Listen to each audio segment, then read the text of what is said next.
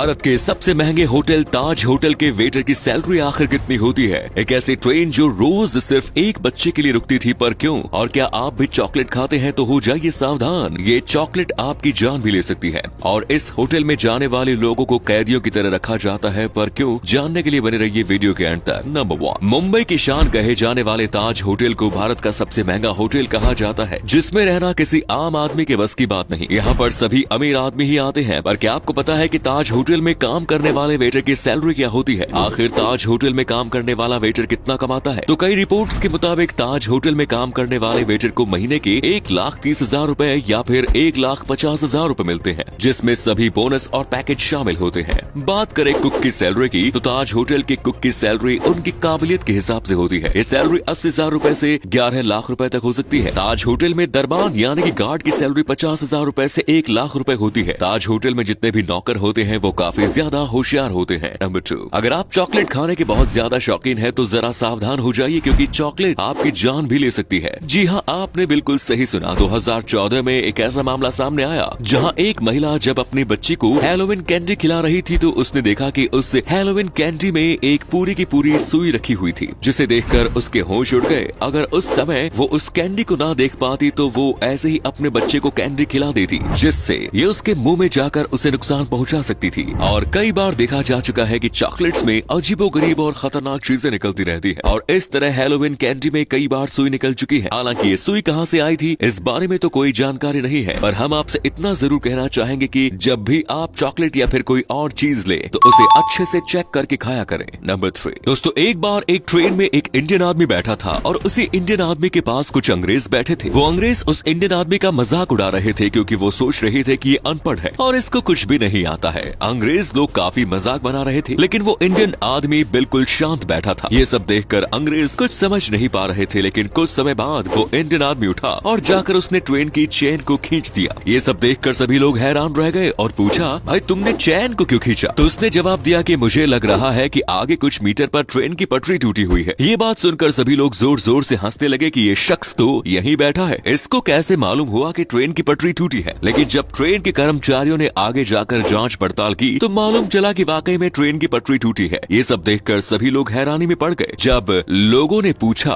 कि तुम्हें कैसे मालूम चला, तो उन्होंने बताया कि मैंने जब ट्रेन की स्पीड पर ध्यान लगाया तो ट्रेन की स्पीड नॉर्मल थी, लेकिन कुछ समय बाद ट्रेन की पटरी टूटने के कारण इसमें वाइब्रेशन आ गया, और ये तभी होता है जब ट्रेन की पटरी टूटी होती है। और ये शख्स कोई और नहीं बल्कि हमारे देश के मशहूर इंजीनियर मोक्षागुंडम विश्वेश्वरैया थे। नंबर 4, हमारे इंडिया में कोई शख्स अपनी दुकान को खुला बिल्कुल नहीं छोड़ता, क्योंकि उसके दिमाग में ख्याल आता है कि अगर खुली दुकान छोड़ दी तो शायद कोई शख्स आकर उसमें से कुछ निकाल लेगा, जो काफी हद तक सच भी है। और इसी कारण वो अपनी दुकान को बिल्कुल खुला नहीं छोड़ते। और अगर बात रात की हो तो बिल्कुल भी नहीं, लेकिन इराक में कुछ ऐसी दुकानें हैं जो दिन रात खुली ही रहती है। जी हाँ दोस्तों, दरअसल इराक में किताबों की दुकानें दिन रात खुली रहती है, और वहाँ पर कोई शख्स उन किताबों को चोरी भी नहीं करता। और इसके पीछे की वजह जानकर आप भी चौंक जाएंगे। इराक वालों का मानना है कि चोर किताबों को चुराएगा नहीं और किताबें पढ़ने वाला चोरी नहीं करेगा। बस इराक वालों के इसी सोच से वो लोग अपनी दुकानों को खुला ही छोड़ देते हैं और कहीं भी चले जाते हैं। नंबर 5, ये घटना है 2010 के, जिसे सुनने के बाद आप भी हंस पड़ेंगे। दरअसल 2010 में आयरलैंड के डबलिन सिटी में एक ब्रिज बनाना था। वहाँ की सरकार उस ब्रिज को काफी बढ़िया तरीके से बनाना चाहती थी। ब्रिज एक नदी के ऊपर बनना था, यानी जब ब्रिज को बनाया जाए तो वो इधर उधर घूम भी सके, ताकि उस पर गाड़ियां भी चल सके, और वक्त आने पर उसे रिमोट से कंट्रोल करके घुमाया भी जा सके, ताकि उसके नीचे से शिप भी निकल सके। फिर क्या, इस प्रोजेक्ट पर काम होना स्टार्ट हो गया। काफी मेहनत के बाद ये पूरा ब्रिज तैयार हो गया। ये ब्रिज देखने में काफी खूबसूरत लग रहा था और वहाँ के लोग काफी ज्यादा खुश थे, क्योंकि उन्हें एक नया नमूना देखने को मिलने वाला था। लेकिन जब इस नदी में एक शिप आई तो ये ब्रिज खुला ही नहीं, उतने पर ही अटक गया। दरअसल किसी ने इस ब्रिज की चाबी खो दी, जिसकी वजह से ये ब्रिज अटक गया, जिसे देखकर वहाँ के लोगों को बहुत गुस्सा आया, और वहाँ की सरकार भी ब्रिज बनाने वाले लोगों के ऊपर भड़क उठी, क्योंकि इतना पैसा खर्च करने के बावजूद भी एक चाबी खोने की वजह से ब्रिज का सत्यानाश हो गया। नंबर 6, एक ऐसी ट्रेन जो सिर्फ एक बच्चे के लिए एक स्टेशन पर रुकती थी। बात है जापान के